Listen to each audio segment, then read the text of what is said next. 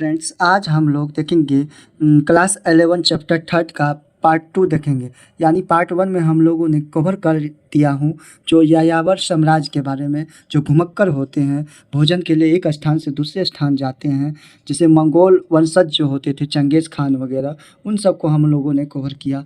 इसको complete part one में कर चुके हैं। इनको भी हम लोगों ने अच्छी तरह से कवर कर दिया और भूमिका क्या थी उनको भी देख लिए। बुखारा का कब्जा कैसे हुआ जो था उसके फारसी के द्वारा, विश्व इसके मंगोलों की सामाजिक और राजनीतिक पृष्ठभूमि कैसी थी, देख सकते हैं आप लोग। ये सब हम लोगों ने फर्स्ट वीडियो में कवर कर चुके हैं। अगर आप लोग नहीं देखे हैं तो जा करके आप लोग देखते हैं कैसे कैसे अपने बाउंड्री देने का शुरुआत कर लिया। इस तरह का चीज़ हम लोगों ने पहली वीडियो में देख चुके हैं। अब आगे हम लोग देखेंगे पार्ट टू, यानी पार्ट वन अगर नहीं देखे हैं तो आप लोग मेरे प्लेलिस्ट में जा कर के देख सकते हैं। अब हम लोग स्टार्ट करेंगे यहाँ से, देखेंगे चंगेज़ खान के उपरांत मंगोल। पार्ट टू में हम लोग कवर करेंगे चैप्टर थर्ड जो है क्लास 11 का। तो स्टार्ट करते हैं चंगेज़ खान और के उपरांत मंगोल। चंगेज़ खान की बात करते हैं, इसका बचपन का नाम क्या था? तेमुजीन या तेमुचिन बोला जाता है, इसको याद रखिएगा। तेमुजीन, कहीं कहीं चिन भी कहा जाता है, तेमुजीन। तो बचपन का नाम, इसके पिता यूसु जेई थे। कौन थे? यूसु जेई, इसको याद रखिएगा। और चंगेज़ खान जो है उसकी पत्नी का नाम क्या था? बोरता खातून, इसको भी याद रखिएगा। बोरता खातून उसकी नाम थी। ठीक है, इस तरह से हम लोग अब यहाँ से स्टार्ट करेंगे चंगेज़ खान के बारे में। चंगेज़ खान की मृत्यु के पश्चात हम मंगोल साम्राज्य के दो चरणों में विभाजित कर सकते हैं। पहला चरण 1236 से 1242 तक था, जिसके दौरान रूस के स्टेपी घास का मैदान जो है वगैरह क्षेत्र, बुल्गार, कीव, पोलैंड तथा हंगरी, बुदापेस्ट वगैरह जो है भारी सफलता प्राप्त की गई।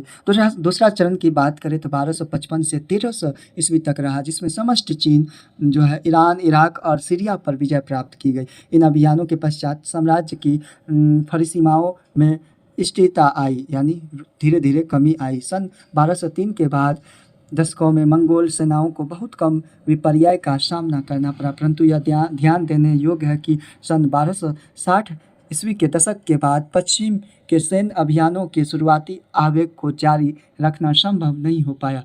यद्यपि वियना और उससे परे पश्चिमी यूरोप एवं मिस्र, यूनान वगैरह जो होते हैं, मंगोलों सेनाओं के अधिकार में ही रहे, तथापि उनके हंगरी के स्टेपी क्षेत्र से पीछे हट जाने और मिस्र की सेनाओं द्वारा पराजित होने से नवीन राजनीतिक प्रवृत्तियों के उदय होने के संकेत मिले हैं। इस प्रवृत्ति के दो पहलू थे। पहला क्या था? मंगोल परिवार में उत्तराधिकार को लेकर आंतरिक राजनीति चली, यानी मंगोल परिवार में कौन शासक बनेगा, उत्तराधिकार कौन बनेगा, उनके लिए काफ़ी जो है आंतरिक अंदर जो है राजनीतिक चलने लगी, सेनाओं में, मंत्रियों में, सभी में, पूरे दरबार में। जब प्रथम तोपिडिया, जिसको जोची और ओगोडई के उत्तराधिकारी महान खान के राज्य पर कंट्रोल स्थापित करने के लिए एकजुट हो गए, अब उनके लिए यूरोप में अभियान करने की अपेक्षा अपने इन हितों की रक्षा करना महत्वपूर्ण हो गया। दूसरी कंडीशन तब उत्पन्न हुई जब चंगेज़ खान के वंश को तोलीद शाखा के उत्तराधिकारियों ने जोची और ओगोडई वंशों को कमज़ोर कर दिया और मोके जो चंगेज़ खान के सबसे छोटे पुत्र थे, मोके तोलई का वंशज था, उसके राज्याभिषेक के उपरांत 1250 के दशक में ईरान में शक्तिशाली अभियान किए गए, परंतु 1260 के दशक में तोलई के वंशजों ने चीन में अपने हितों की वृद्धि की, तो उसी समय सैनिकों और रसद सामग्रियों को मंगोल साम्राज्य के मुख्य भागों की ओर भेज दिया गया। इसके परिणाम स्वरूप मिस्र, जो यूनान वगैरह है, मिस्र की सेना का सामना करने के लिए मंगोलों ने एक छोटी अपर्याप्त सेना भेजी। मंगोलों की पराजय और तोलई परिवार की चीन के प्रति निरंतर बढ़ती हुई रुचि से उनका पश्चिम की ओर विस्तार रुक गया। इसी दौरान रूस और चीन की सीमाओं जो कि तोलई वंशजों के अंदरूनी झगड़ों ने जोची वंशजों का ध्यान उनके संभावित यूरोपीय अभियानों से हटा दिया। पश्चिम में मंगोलों का विस्तार रुक जाने से चीन ने उनके अभियान शिथिल नहीं हुए। वस्तुतः उन्होंने चीन को एकीकृत किया और विरोधाभास है कि सबसे बड़ी सफलताओं को प्राप्त करने के समय ही शासक परिवार के सदस्यों को मध्य आंतरिक विक्षोभ दिखाई देने लगे। इस अध्याय के अगले अनुभाग में उन कारकों को चर्चा की जाएगी जिनके चलते मंगोलों को महान राजनीतिक सफलताएं प्राप्त हुई, परंतु नई वजहों से उनकी प्रगति में बाधाएं भी आई। सामाजिक, राजनीतिक और सैनिक संगठन कैसा था, सैनिकों में कैसी व्यवस्थाएं थी, राजनीतिक कैसा था उनका, सामाजिक क्या था, उन सबको हम लोग देखेंगे। मंगोलों और अन्य अनेक यायावर साम्राज्य घुमक्करों ने प्रत्येक तंदुरुस्त वयस्क सदस्य हथियार बंद होते थे। देखिए, हथियार से लेस होते, हथियार के साथ होते। जब कभी आवश्यक होती थी तो, यानी बिना हथियार का थी, तो उन्हीं लोगों में सशस्त्र सेना बनती थी। विभिन्न मंगोल जातियों में एकीकरण और उसके पश्चात विभिन्न लोगों के खिलाफ अभियानों से चंगेज खान की सेना ने नए सदस्य मेंबर शामिल हुए। इससे उनकी सेना, जो कि अपेक्षाकृत रूप से छोटी और अविभेदित समूह ग्रुप थी, वह अविश्वसनीय रूप से एक विशाल विषम जातीय संगठन में परिवर्तित हो गई। इसमें उनकी सत्ता को स्वेच्छा से स्वीकार करने वाले तुर्की मूल के उइगुर समुदाय के लोग सम्मिलित थे। केराइटो जैसे पराजित लोग भी इनमें शामिल हुए, जिन्हें अपनी पुरानी शत्रुता के बावजूद महासंघ में शामिल कर लिया गया। देख सकते हैं, चंगेज खान उनकी विभिन्न जनजातीय समूह जो कि उसके महासंघ के सदस्य थे की पहचान को योजनाबद्ध रूप से मिटाने को कृत संकल्प था। उसकी सेना स्टेपी क्षेत्रों की पुरानी दशमलव पद्धति, दशमलव सिस्टम के अनुसार गठित की गई, जो 100,000 और 10,000 सैनिकों की इकाई में विभाजित थी, डिवाइड थी। पुरानी सिस्टम में कुल, जिसको क्लेन कहते हैं, कबीले, ट्राइब जो होते हैं, जाति वगैरह ट्राइब होते हैं, कबीले होते हैं, छोटे बड़े सैनिक दशमलव इकाई का एक आष्टीव में थी। चंगेज खान ने इन प्रथा को समाप्त कर दिया। उसने चीन जनजातीय समूहों को विभाजित कर उनके सदस्यों को नवीन सैनिक इकाइयों में विभक्त कर दिया। उस समय उस व्यक्ति जो अपने अधिकारों से अनुमति लिए बिना बाहर जाने की चेष्टा करता था, उसे कठोर दंड दिया जाता था। देख सकते हैं, ऐसी व्यवस्थाएं थी वहाँ के कबीले में। सैनिकों की सबसे बड़ी इकाई लगभग 10,000 सैनिकों को क्या कहते थे, तुमन की थी, जिसमें अनेक कबीलों और कुलों के लोग शामिल थे। देख सकते हैं, इम्पोर्टेंट है ये। स्टेपी क्षेत्र की पुरानी सामाजिक व्यवस्था की परिवर्तित किया गया और विभिन्न वंशों तथा कुलों को एकीकृत कर उसके जनक चंगेज खान ने इन सभी को एक नवीन पहचान प्रदान की। नई सैनिक टुकड़ियों को, जो उसके 4 पुत्रों के अधीन थी, विशेष रूप से चयनित कप्तानों के अधीन कार्य करती थी, नोयान कहा जाता था। उनके पुत्र के अंदर जो विशेष रूप से सैनिक थे, उनको क्या कहा जाता, नयान कहा जाता था। इस नई व्यवस्था में उसके अनुयायियों का वह ग्रुप भी शामिल था जिन्होंने बड़ी निष्ठा से कई वर्ष घोर प्रतिकूल अवस्था में भी चंगेज खान का साथ दिया था। चंगेज खान ने सार्वजनिक रूप से अनेक ऐसे व्यक्तियों को आंडा यानी सागा भाई कहकर सम्मानित किया था। ऐसे अन्य और भी कई जो आंडा, जिसको कहते हैं सागा भाई, से निम्न श्रेणी के थे, स्वतंत्र व्यक्ति थे। इनको चंगेज खान ने अपने खास नौकर के पद पर रखा। नौकर का पद इन लोगों का अपने स्वामी के साथ गहरा संबंध था। समझ सकते हैं कितनी अच्छी दोस्ती थी। इस तरह के से नए वर्गीकरण ने पूर्व से चले आ रहे हैं सरदारों के अधिकारों को सुरक्षित नहीं रखा, जबकि नई तरह के उभरे अभिजात्य वर्ग ने अपनी प्रतिष्ठा मंगोलों के महानायक के साथ अपने करीबी रिश्ते से प्राप्त की। इस नवीन श्रेणी, जिसको हेरार्ची में चंगेज खान ने अपने नव विजिल लोगों पर शासन करने का उत्तरदायित्व अपने 4 पुत्रों को सौंप दिया। इससे उलुप का गठन हुआ। सौंपने के बाद उलुप शब्द का मूल अर्थ है निश्चित भूभाग नहीं था।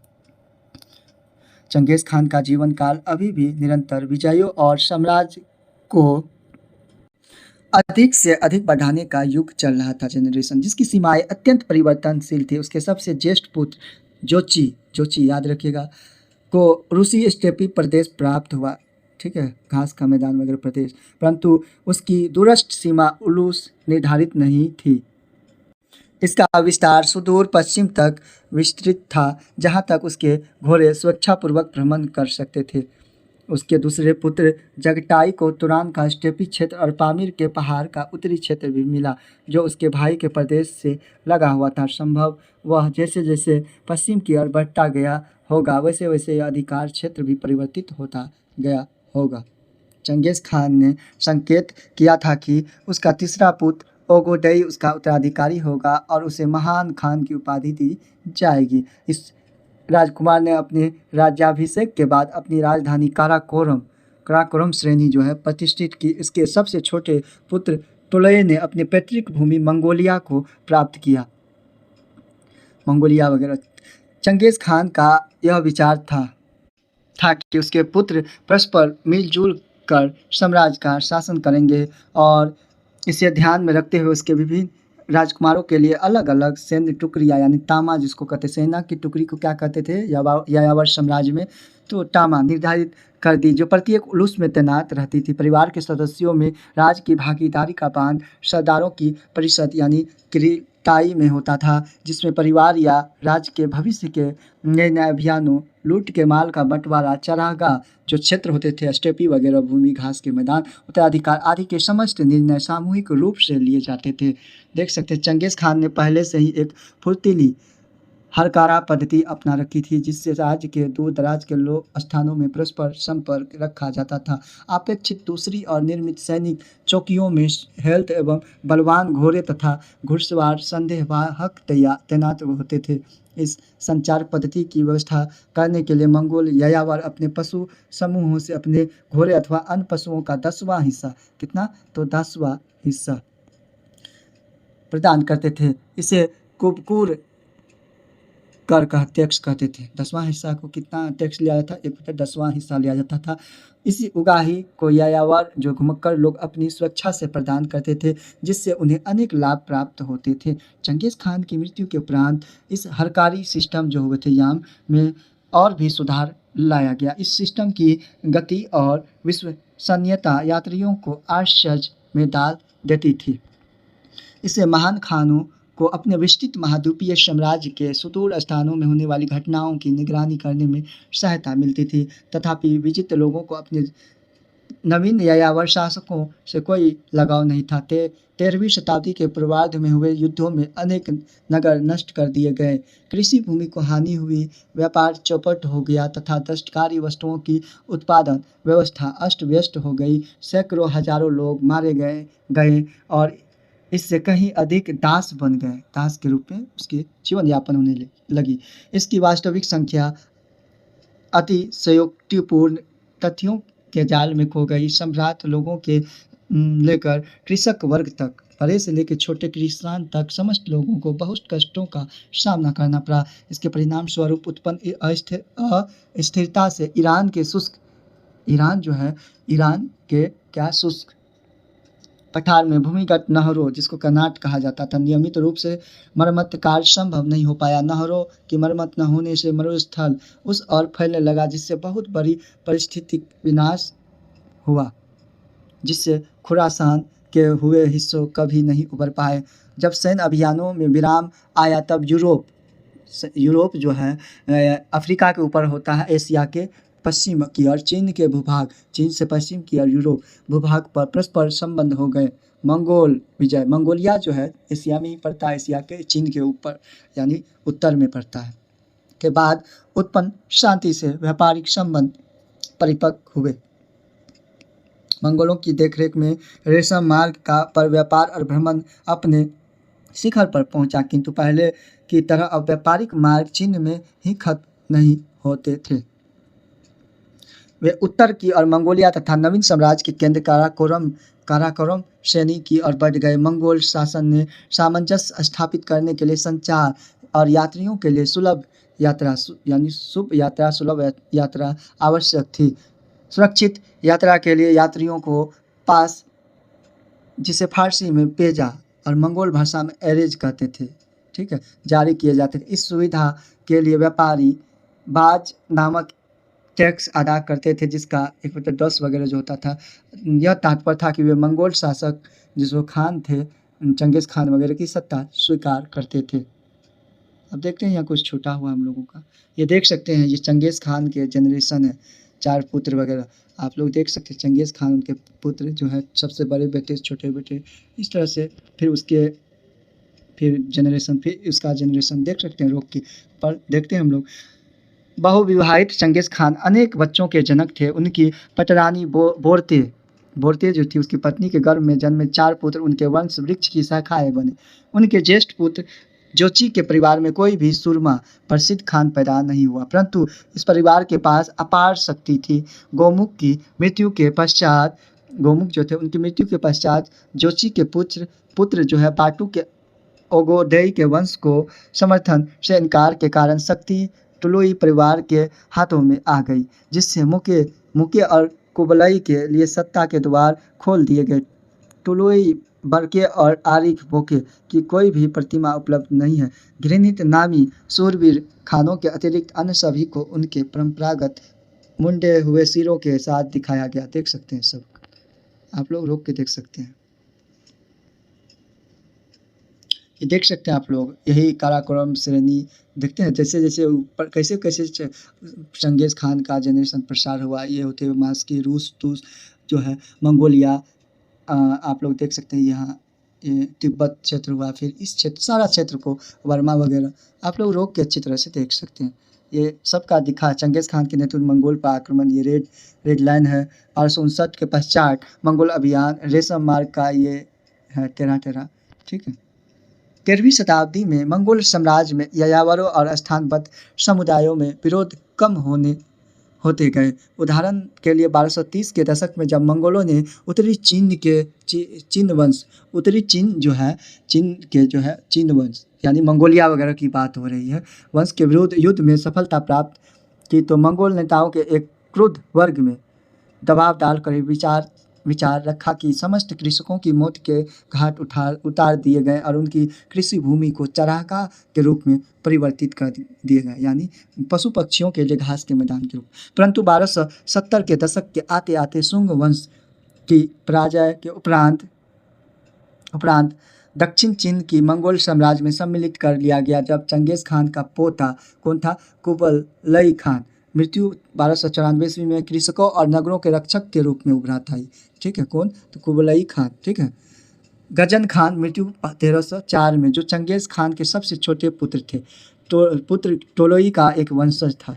उसने अपने परिवार के सदस्यों और अन्य सेनापतियों को आगाह कर दिया था कि कृषकों को न लूटें।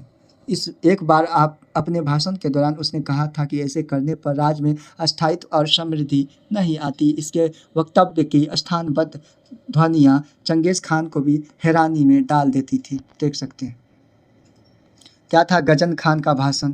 गजन खान जो कहा था कि कृषकों से नहीं लड़ाई करना, उनका भाषण क्या था, तो 1295 से 1304 तक इसका शासनकाल रहा। मृत्यु और जन्म और मृत्यु। पहला इलखानी शासक था जिसने धर्म परिवर्तन कर इस्लाम ग्रहण कर लिया। उसने अपने मंगोल यायावर तुर्की के जो घुमक्कर थे सेनापतियों को निम्न भाषण दिया, जिसे संभवतः उसके ईरानी वजीर रसीउद्दीन ने लिखा था, जिसे मंत्री के पत्रों में शामिल किया गया था। मैं फारस के कृषक यानी कृषि वर्ग के किसान वर्ग के पक्ष में नहीं हूँ। यदि उन सब को लूटने का कोई उद्देश्य है तो ऐसा करने के लिए मेरे से अधिक शक्तिशाली यानी पावरफुल और कोई नहीं है। चलो हम सब मिलकर उन्हें लूटते हैं, लेकिन अगर आप निश्चित रूप से भविष्य में अपने भोजन मिल या फूड के लिए अनाज और भोज्य सामग्री इकट्ठा करना, स्टॉक करना चाहते हैं तो मुझे अपने साथ कठोर होना पड़ेगा। आपको तर्क और बुद्धि से काम लेना सिखाना पड़ेगा। यदि आप कृषकों का अपना अपमान करेंगे तो उनसे अनेक बैल और अनाज के बीज छीन लेंगे और उनकी फसलों को कुचल डालेंगे, तो आप भविष्य में क्या करेंगे। एक आज्ञाकारी कृषक वर्ग और एक विद्रोही कृषक वर्ग में अंतर समझना आवश्यक है। देख सकते हैं गजन खान का भाषण की तरह। चंगेज़ खान के शासनकाल में ही मंगोलों ने विचित्र राज्यों से नागरिक प्रशासकों यानी सिविल एडमिनिस्ट्रेटर्स को अपने यहाँ भर्ती कर लिया था। उनके कभी कभी एक स्थान से दूसरे स्थान पर भेज दिया जाता था, जैसे चीन सचिवों का ईरान और ईरानी सचिव को चीन में भेज दिया जाता था, एक्सचेंज कर दिया जाता था। इस तरह उन्होंने दूरस्थ राज्यों को संगठित करने में भी मदद की और इनकी पृष्ठभूमि और प्रशिक्षण से वहाँ के स्थानबद्ध जनजीवन पर होने वाली खाना बदोशों की लूटमारों की धार कम हो गई। मंगोल शासकों का भी इन पर तब तक विश्वास बना रहता था जब तक ये प्रशासक अपने स्वामियों के लिए टैक्स इकट्ठा करने की क्षमता बनाए रखते थे। इनमें से कुछ प्रशासक काफ़ी प्रभावशाली थे और अपने प्रभाव का उपयोग खानों पर भी करते थे। माइनिंग वगैरह पे। उदाहरण के लिए 1230 के दौरान चीनी मंत्री ये लू चुटसाई ने ओगोडई की लूटने वाली प्रवृत्ति को परिवर्तित कर दिया। जुवेनी साम्राज्य ने भी ईरान तेहरान वगैरह 13वीं शताब्दी के उत्तरवर्ती काल और उसके अंत में भी इसी तरह की भूमिका निभाई। वजीर रसीउद्दीन ने गजन खान के लिए वह भाषण भी इसी समय तैयार किया था जो अपने मंगोल देशवासियों के समक्ष दिया था। इसमें उसने कृषक वर्ग को सताने की बजाय उनकी रक्षा करने की बात कही थी। स्थानबद्ध रूप से रहने का दबाव मंगोल निवास स्थानों के नए क्षेत्र में अधिक था। उन क्षेत्रों में यायावरों यानी घुमक्कर के मूल स्टेपी घास के मैदान आवास से दूर थे। छोटे छोटे 13वीं शताब्दी के मध्य एक भाइयों के बीच पिता द्वारा अर्जित धन को इकट्ठा किए गए धन को मिल बांट कर इस्तेमाल करने की बजाय व्यक्तिगत राजवंश बनाने की भावना में स्थान ले लिया। हर एक अपने उलूस जिसका तात्पर्य अब क्षेत्रीय यानी अधिकृत क्षेत्र का स्वामी हो गया। यह अंशतः उत्तराधिकार के लिए संघर्ष का परिणाम था जिसमें चंगेज खान के वंशजों के बीच महान पद के लिए उत्कृष्ट चरागाही भूमि पाने के लिए होड़ होती थी। चीन और ईरान दोनों पर शासन करने के लिए आए टोलोई के वंशजों ने युआन और इलखानी वंशों की स्थापना की। जोची ने पहला बेटा जो था सुनहरा गिरोह का जिसको गोल्डन हॉर्ड का गठन किया। इंपॉर्टेंट है, पूछा जाएगा ये किसने किया था गोल्डन हॉर्ड का तो गठन। तो चंगेज खान का बड़ा पुत्र जोची किया और रूस के स्टेपी क्षेत्रों पर राज किया। जगटाई और उत्तराधिकारियों ने तुरान के स्टेपी क्षेत्रों पर राज किया जिसे आजकल तुर्किस्तान कहा जाता है। यह बात ध्यान देने योग्य है कि मध्य एशिया यानी जगटाई के वंशज तथा रूस गोल्डन हॉर्ड के स्टेपी निवासियों में यायावर परंपराएं सबसे अधिक समय तक चली। चंगेज खान के वंशजों का धीरे धीरे अलग होकर पृथक वंश समूहों में बंट गए। छोटे तात्पर्य था कि उनका अपने पिछले परिवार से जुड़ी स्मृतियों और परंपराओं के सामंजस्य में बदलाव आना स्पष्ट। यह सब कुल के सदस्यों में परस्पर प्रतिस्पर्धा के परिणाम स्वरूप हुआ और इसी की एक शाखा टोलीद ने अपने पारिवारिक मतभेदों का वृत्तांत बड़ी निपुणता से अपने संरक्षण में प्रस्तुत किए जा रहे थे। इतिहासों में दिया बहुत हद तक यह सब चीन और ईरान पर उनके नियंत्रण और उनके परिवार के सदस्यों द्वारा बहुत बड़ी संख्या में विद्वानों को अपने यहाँ भर्ती करने का परिणाम था। परिष्कृत रूप से कहा जा सकता है कि अतीत से अलग होने का मतलब यानी बीते हुए से अलग होने का मतलब शासकों की अपेक्षा प्रचलित शासकों के गुणों के अधिक लोकप्रिय करना था। तुलना की इस प्रक्रिया में स्वयं चंगेज खान को भी नहीं छोड़ा गया। इलखानी ईरान ने 13वीं शताब्दी के आखिर में फारसी इतिहास वृत्त में महान खानों द्वारा की गई रक्त रंजित हत्याओं का विस्तृत वर्णन किया गया और मृतकों की संख्या बहुत अधिक बढ़ा चढ़ा कर दी गई। उदाहरण के लिए एक जसमुद्दीन गवाह के इस विवरण को विरोध में कि बुखारा के किले के रक्षा के लिए 400 सैनिक तैनात किए थे। एक इलखानी इतिहास वृत्त में यह विवरण दिया गया था कि बुखारा के किले पर हुए आक्रमण में लगभग 30,000 सैनिकों मारे गए थे। देख सकते हैं उसकी प्रोटेक्ट के लिए। यद्यपि इलखानी विवरणों में अभी भी चंगेज खान की प्रशंसा की जाती है लेकिन उनमें साथ की तसल्ली वक्त या कथन भी दिया जाने लगा था कि समय बदल गया, अब अपने जैसा खून खराबा समाप्त हो चुका था। चंगेज खान के वंशजों को विरासत में जो कुछ भी मिला वह महत्वपूर्ण था लेकिन उनके सामने एक समस्या थी। अब उन्हें एक स्थानबद्ध समाज में भी अपनी धाक जमानी थी। इस बदले हुए समय में विविधता की वह तस्वीर नहीं पेश कर सकते थे जैसे चंगेज खान ने की थी। डेविड ऑयलन के शोध के बाद यास पर हाल ही में हुआ कार्य वह नियम संहिता जिसके बारे में कहा जाता है कि चंगेज खान ने 1206 ईस्वी में किरिल लटाई में लागू की थी, उन जटिल विधियों पर लॉ पर विस्तृत वर्णन करता है जो महान खान की स्मृति को बनाए रखने के लिए उसके उत्तराधिकारियों ने यानी वंशजों ने प्रयुक्त की थी। अपने प्रारंभिक स्वरूप में यास को यसाक लिखा जाता था जिसका अर्थ था विधि, अज्ञप्ति व आदेश। वास्तव में जो थोड़ा बहुत विवरण यसाक के बारे में हमें मिला है उसका संबंध प्रशासनिक विनियमों में जैसे कि आखेट, शिकार करने वाले आखेट, ठीक है, सैन्य और डाक प्रणाली का संगठन 13वीं शताब्दी के मध्य तक किसी तरह से मंगोलों ने यास शब्द का प्रयोग ज़्यादा स्वरूप में करना शुरू कर दिया। इसका मतलब था कि चंगेज खान की विधि संहिता यदि हम उसी के समय में घटने वाले अन्य घटनाओं की ओर देखते हैं तो शायद हम इस शब्द के अर्थ में होने वाली परिवर्तनों को समझ सकते हैं। 13वीं शताब्दी के मध्य तक मंगोल एक एकीकृत जनसमूह के रूप में उभर कर सामने आई।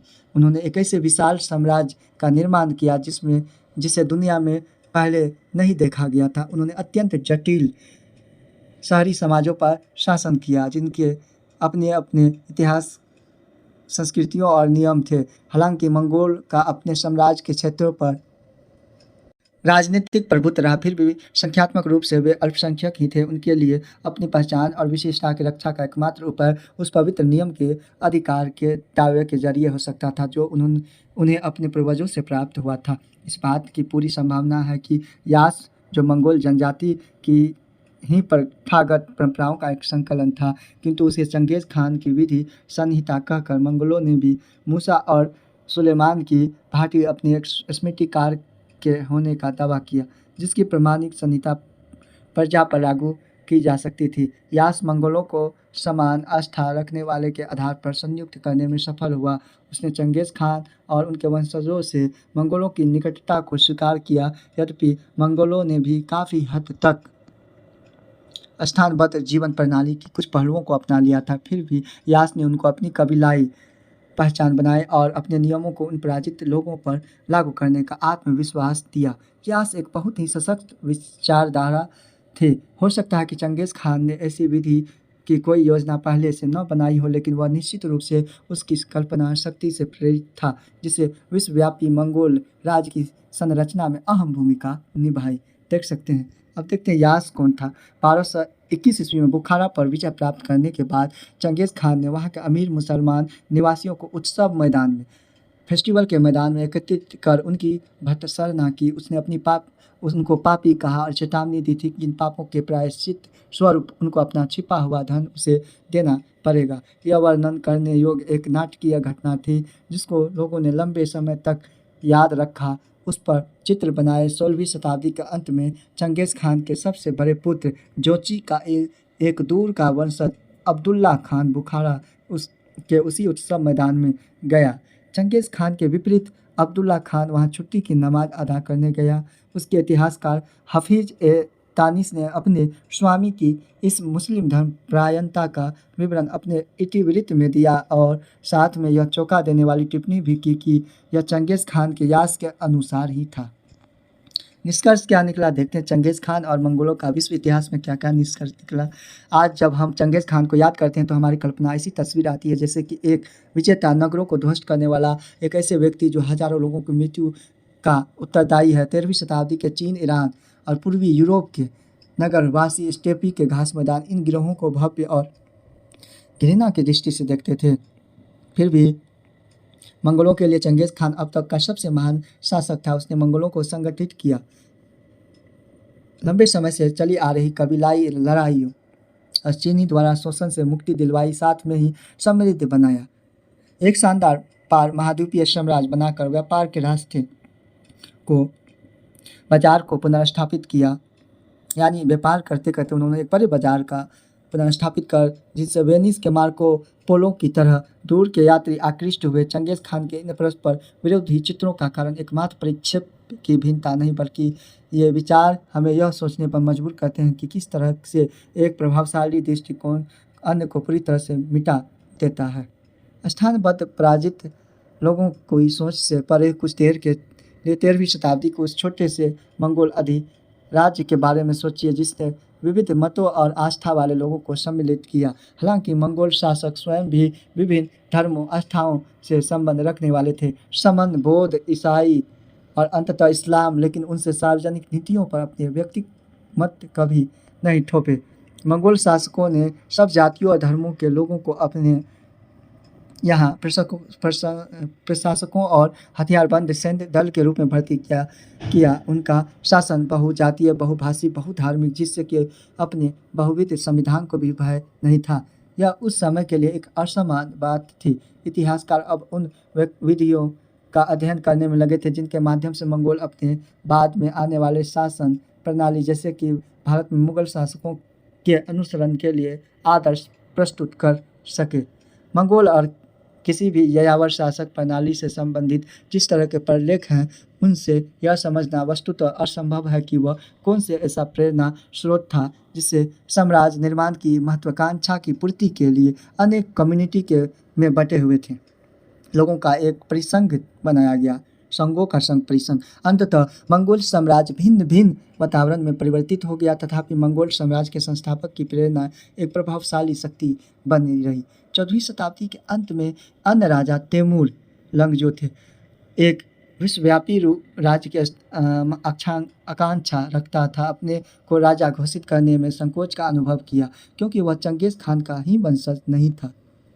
जब उसने अपनी स्वतंत्रता प्रभुता की घोषणा की तो अपने को चंगेज खान परिवार के दामाद के रूप में प्रस्तुत किया। देख सकते हैं आज दशकों के रूसी नियंत्रण के बाद मंगोलिया एक स्वतंत्र राष्ट्र के रूप में अपनी मंगोलिया जो था एशिया में चीन के ऊपर यानी चीन के उत्तर साइड, कजाकिस्तान की पूर्व साइड की बात हो रही, रूस से नीचे दक्षिण, ठीक पहचान बना रहा। उसने चंगेज खान को एक महान राष्ट्र नायक के रूप में लिया जिसका सार्वजनिक रूप से सम्मान किया जाता है, जिसकी उपलब्धियों का वर्णन गर्व के साथ किया जाता है। मंगोलिया के इतिहास में इस निर्णायक समय पर चंगेज खान एक बार फिर मंगोलों के लिए एक आराध्य व्यक्ति के रूप में उभर कर सामने आया जो महान अतीत यानी बीते हुए जो थे स्मृतियों को जागृत कर राष्ट्र की पहचान बनाने का दिशा में शक्ति प्रदान करने के साथ साथ राष्ट्र को भविष्य की ओर ले जाएगा। देख सकते हैं मंगोलों द्वारा बगदाद पर कब्जा, रशीद अल दीन तबरेज का इतिवृत्त में दिया गया 14वीं शताब्दी का एक लघु चित्र है, उसको दिखाया गया है, आप लोग देख सकते हैं लघु चित्र के माध्यम से। आगे देखते हैं हम लोग, देख सकते हैं ये क्या है, तो कुबलई खान और चाबी शिविर में देखते हैं कुबलई खान है, वो लोगों ने अपने शिविर में किस तरह व्यतीत रहते हैं उनके बारे में दिखाया गया है। इस तरह से हम लोगों ने कंप्लीट कर लिया टॉपिक को। आगे हम लोग देखेंगे नेक्स्ट टॉपिक को जो क्लास 11th का ही वर्ल्ड हिस्ट्री का है। अगर आप लोग चैनल में न्यू है तो कृपया करके चैनल को सब्सक्राइब कर देंगे और कृपया करके शेयर भी कर देंगे। तो मिलते हैं नेक्स्ट टॉपिक में हम लोग। तो जय हिंद, जय भारत।